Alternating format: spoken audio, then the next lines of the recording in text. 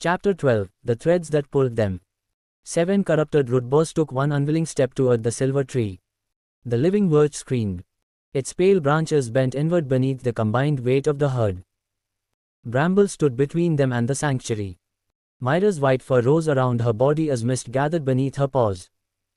Arin reached the open recovery yard just as the herd took another synchronized step. "Don't attack them." Mira looked at him sharply.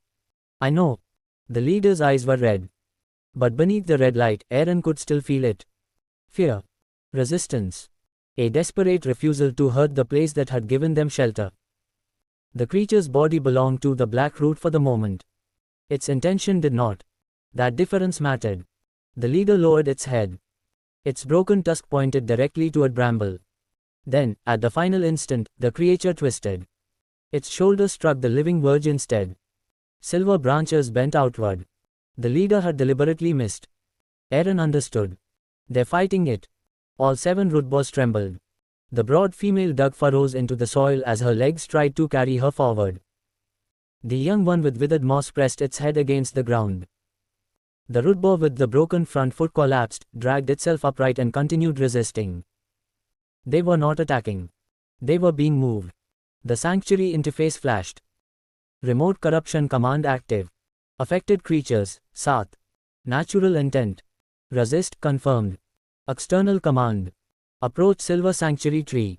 Synchronization. Extremely high. Warning. Physical restraint may increase panic and corruption pressure. Recommended principle. Preserve choice wherever possible. Arin looked toward the open forest-facing side of the recovery yard. Keep the exit open. The living verge brightened. The path back into Whisperwood remained completely unobstructed. No cage. No containment. Even now. Especially now. The herd could leave if they regained enough control to choose it. The black root wanted only one direction. Inward. Toward the tree. Arin stepped between Bramble and the leader. Bramble immediately pushed his stone snout against Arin's side. "I'm not trying to fight it." The root boar pushed harder. "My ankle is better." Bramble's golden eyes dropped toward the wrapping. "Better is not the same as healed." Mira looked at Arin. He sighed. "I regret teaching both of you that." The herd moved again. The verge cracked. Arin put one palm against the leader's forehead. Gentle touch. Pain entered him. 7 pains. Not one. Arin gasped. His vision disappeared. He stood inside darkness beneath Bloomback Grove. 7 black threads stretched through the earth. Each one pulsed at exactly the same rhythm. The first connected to the herd leader. The second to the broad female. The third to the young root boar. All 7 converged upon a massive knot beneath the ruined grove. But the knot did more than send orders. It listened. Fear traveled back through the threads. Grief traveled back. Resistance traveled back. Every emotion the herd produced became information. The corruption changed its pressure accordingly. When one root boar resisted, the others were pulled harder. When several panicked, the signal strengthened. The herd had once survived by acting together. Now that same instinct had been turned against them. Arin searched deeper. There. An 8th thread. Unlike the others, it had no creature at its end. It crawled through the underground root network. Searching. It followed traces of Bramble's earth mana. Then Arin saw where those traces led. The old vine harness. The harness Bramble had sacrificed to create the open recovery yard. Its fibers were woven into the living verge. The 8th thread had found them. Arin tore his hand from the leader. Mira. She was already beside him. The harness. Bramble turned. A black line appeared beneath one of the old woven vines. It traveled along the bridge connecting the recovery yard to the living verge. Bramble froze. The black root had found a path into the sanctuary because of something he had given willingly to protect his family. Pain entered beast empathy. Guilt. Arin grabbed the stable knife. Bramble, look at me. The root boar did not. Blackness spread farther through the old harness. This is not your fault. His golden eyes finally moved toward Arin. The corruption would use anything it could find. The 8th thread reached the first silver root. The living verge darkened. Arin placed the blade against the harness. Bramble's whole body tensed. The vines were the last physical piece of his old life. The grove. His work. His family before corruption. Arin waited. He did not cut. Bramble looked at the 7 creatures fighting themselves inside the yard. Then he lowered one root horn against the vine. Permission. Arin cut. The first strand snapped. The living verge flickered. He cut the second. Silver leaves fell from the inner threshold. The third strand resisted. Black fibers crawled toward Arin's fingers. Bramble stomped. Earth mana traveled through the harness. For one heartbeat, golden flowers bloomed across the old vines. Arin cut through them. The harness bridge fell apart. The 8th black thread snapped. A wave of dark vapor burst from the severed fibers. The living verge collapsed. Living verge connection lost. Status. Seeded fragmented. Inner threshold protection. Severely reduced. Remote corruption pathway. Interrupted. Warning. 7 active control threads remain. The herd surged forward. Without the verge, nothing stood between them and the silver tree. Bramble lowered his body. Arin stepped beside him. Mira took the other side. 3 defenders. 7 corrupted creatures. Arin looked at them and understood immediately that fighting would solve nothing. Spread them apart. Bramble grunted. The signal uses the herd. Mira's ears lifted. If they stop moving as one, maybe it becomes harder to control them. The leader charged. Bramble met it. Not with his horns. With his shoulder. He redirected the leader toward the left side of the yard. Mira filled the center with mist. The broad female lost sight of the others and stopped for half a heartbeat. Arin touched her side. Gentle touch. Fear. Then calm. Only a little. Enough. Here. He guided her toward a separate patch of clean soil. The young rootboar followed the leader. Bramble sent a low earth pulse between them. A ridge rose from the ground. Not a wall. Only a divider. The young one moved around it instead of beside the leader. Their steps lost synchronization. The black threads pulsed. Once. Twice. Different timings appeared. Arin saw it. Again. Bramble understood. 7 shallow circles rose within the recovery yard. Each was separated by low ridges of clean soil. No enclosure. Every circle remained open toward the forest. Mira ran between them. Small droplets gathered around her horns. She released one into the first circle. Another into the second. Moisture darkened the soil. Bramble's earth mana spread through it. The clean water carried the sanctuary's root resonance. The first rootboar stepped onto the damp earth. Its legs stopped. The second entered another circle. Its body jerked. The third collapsed into a different one. Arin moved between them, using gentle touch only for a few seconds at a time. Not enough to purify. Enough to remind each creature where its own feelings ended and the black root command began. You are here. One rootboar trembled. You chose shelter. Another dug its claws into the soil. You can leave. The leader's eyes flickered amber. No one here owns you. The synchronization broke. 7 bodies still fought the black root. But they no longer fought in perfect unison. The remote command weakened. Control synchronization disrupted. Cause. Individual grounding clean water resonance separated herd rhythm voluntary resistance. Remote command strength. Critical high. Status. Temporary. Temporary, Arin whispered. Of course. Nothing important here was easy. The black root pulsed again. The herd leader roared. 6 heads turned toward it instinctively. The synchronization began rebuilding. Bramble answered with a call of his own. Not loud. Deep. Steady. Every rootboar paused. The leader looked at him. Bramble called again. The memory entered Arin through beast empathy. Not a command. A sound used in the old grove. One rootboar would call when a row was finished. Another answered from the next row. A simple message. I am here. The broad female replied. Then the young one. Then another. 7 different calls filled the recovery yard. None occurred at the same time. The remote thread pulsed. The herd answered with their own rhythm. The red light weakened. Mira sat beside the smallest rootboar and released a tiny puff of mist directly into its face. The creature blinked. Amber appeared. Then it sneezed. The sound was surprisingly high. For one absurd second, the entire yard became silent. Arin stared.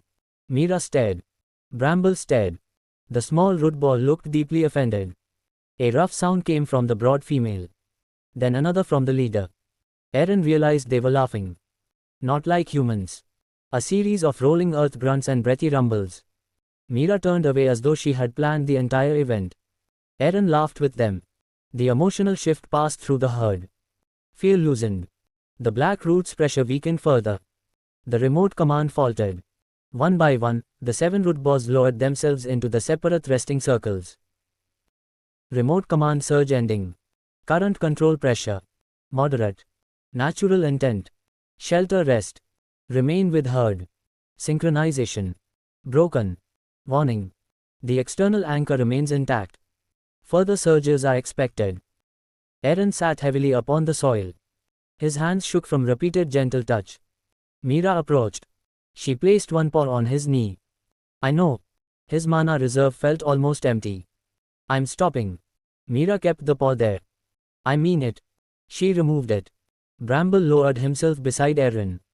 Without the old harness, nothing crossed his back except moss, flowers and pale mushrooms. Arin looked toward the severed vines. I'm sorry. Bramble's golden eyes shifted toward him. That harness mattered. A memory entered beast empathy. The grove. Bramble pulling baskets beside his family. The leader fixing a broken vine with its teeth. Young root boars sleeping against the woven straps after a long day. Then another image replaced it. The same harness becoming the bridge that gave the herd a safe recovery yard. The vines had not been wasted. They had served their last purpose. Arin placed one hand against Bramble's stone-like snout. Then we'll remember what it did. Bramble closed his eyes. The sanctuary record appeared. Bramble. Corruption level. 5%. Trust level. 29%, 34%. Current intention. Remain with family, help free herd from external control. Sanctuary bond. Not established. No bond appeared. Arin was relieved. Bramble did not need to make another permanent decision tonight. He had already given enough. By dawn, the 7 resting circles had become something more than emergency trenches. Bramble reinforced each one with soft earth. Mira guided a narrow ribbon of filtered water past every bed. Arin moved salvaged moonrust grass beneath the partial roof. The outer exit remained open. The sanctuary interior remained separated only by low earthen ridges and what little remained of the fragmented living verge. The system registered the improvement. Open recovery yard updated. Temporary recovery beds, SAT. Features. Individual clean soil grounding, filtered water access, partial weather shelter, unrestricted outward exit, separated resting rhythm. Effect. Reduces remote synchronization during rest. Does not remove corruption. Does not block future commands. Safe operating condition. Active supervision required. The root boar with the broken foot left first. Arin watched it cross the outward exit. Nothing stopped it. The creature walked 3 meters beyond the wildflowers. It stood in whisperwood. Free. The black root inside it stirred. The root boar turned around. Not because the sanctuary pulled it. Because its family remained inside. It crossed the boundary again voluntarily and returned to its resting circle. The sanctuary record remained silent. It did not need to celebrate every choice. Some choices mattered simply because they were possible. Arin used the morning to examine the herd individually. The corruption levels varied.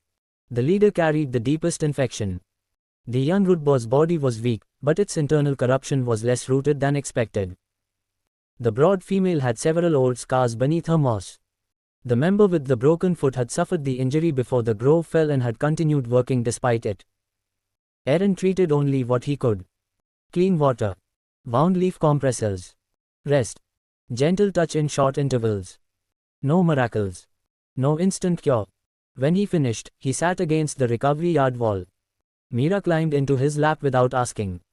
Her injured hind leg was almost healed. The bandage could probably come off soon. Arin touched its edge. Mira's turquoise eyes opened. Later. She closed them again. Apparently permission had been postponed. Arin smiled. The moonkeeper's well produced less water than normal. That concerned him. The 4th channel remained connected to Bloomback Grove even though its gate had never been fully restored. The Mercy spillway should have released most of the pressure. But the underground network felt wrong. Mira noticed it too. She raised her head. Rain scents moved through the ground. Her body became still. What? A cold impression entered the sanctuary bond. Movement. Inside the waterway. Arin stood. His ankle protested, but he ignored it. Bramble rose as well. The leader lifted its head from the nearest recovery bed. Amber eyes followed them. Arin opened the cottage hatch. Mira descended first. Bramble remained above. The underground chamber smelled different. Not rotten. Metallic. 3 restored channels carried pale blue water into the basin. The 4th gate remained almost entirely closed. Black moisture covered its edges. Arin approached. A new crack ran through the stone. Yesterday it had been no longer than his hand. Now it reached from floor to ceiling. The 4th gate moved. A fraction. Stopped. Moved again. Something pressed from the other side. Mira hissed. Arin activated corruption sense. Darkness flooded his awareness. The black root anchor beneath Bloomback Grove was no longer merely sending commands through its 7 threads. It had discovered the water network. A thick root had entered ancient Channel 4. It was growing toward them. Slowly. Physically. The Mercy spillway diverted corrupted water. It could not redirect a living root that had learned to crawl through the stone passage itself. The sanctuary record flashed red. Critical network threat. Ancient Channel 4 compromised. Black root growth detected within waterway. Distance from sanctuary gate. 412 meters. Estimated movement. Continuous. Probable objective. Moonkeeper network silver sanctuary tree. Remote control anchor remains active. Warning. At current progression, the corruption may reach the sanctuary before the next moonrise. Arin stared at the number. 412 meters. The distance was shrinking while he watched. 411. 412. Mira's fur lifted. Bramble called from above. The 7 rootboars answered. Arin looked back toward the staircase. The herd could not safely travel. The sanctuary could not be abandoned. And if he remained here, the black root would come through Channel 4 directly beneath their home. The system changed once more. Urgent sanctuary mission. Sever the root before it reaches home. Source. Bloomback Grove. Objective. Locate the remote corruption anchor. Break its connection to ancient Channel 4. Restrictions. Do not destroy the natural grove heart. Do not abandon shelter residents without protection. Time remaining. Until the black root reaches the sanctuary. Arin gripped his walking branch. He looked toward Mira. Then toward the opening where Bramble waited above. We're going to the grove. Bramble's golden eyes widened. Behind him, the herd leader forced itself upright. Its body trembled. It walked to the edge of its recovery bed. Then the creature lowered its head and scratched 3 lines into the soil. A path. A split tree. And beneath it, a circle surrounded by black roots. The leader looked directly at Arin. Amber light burned through the corruption. A final image entered beast empathy. The center of Bloomback Grove. The buried flowering heart. And beside it, half covered by black root growth, stood an ancient stone doorway. The same open door symbol as the first sanctuary. Arin stopped breathing. The Bloomback Grove had not simply been connected to the sanctuary. Once, it had been part of it. Far beneath their feet, the 4th gate cracked again. 409 meters.